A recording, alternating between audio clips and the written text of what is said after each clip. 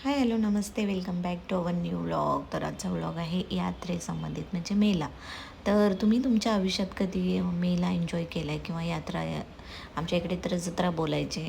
तर लहानपणी खूप म्हणजे आमची जतची यात्रा असायची यल्लामा देवीची. खूप सारी म्हणजे जत तालुक्यातील खूप मोठी यात्रा असायची आणि आता ती देखील आली आहे. तर आत्ता मी एन्जॉय करते ही टिटवाळ्यामधील म्हणजे मेला आहे तो. तो एन्जॉय करते आहे आणि तुम्ही देखील एन्जॉय करतच असाल. कितीच्या खूप सुंदर होते आणि खूप आकाशाला भिडणारे असे ते झुले होते आणि खूप म्हणजे मज्जा केली.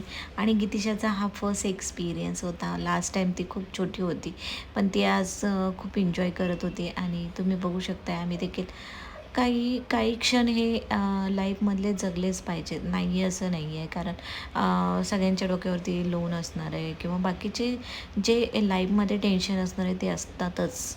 ते सोडून थोडंफार त्याला फाटा देत थोडेफार एन्जॉय करणं खूप गरजेचं आहे. आम्ही देखील तो मोमेंट जगलो आणि इथे एन्जॉय देखील खूप सुंदर केला.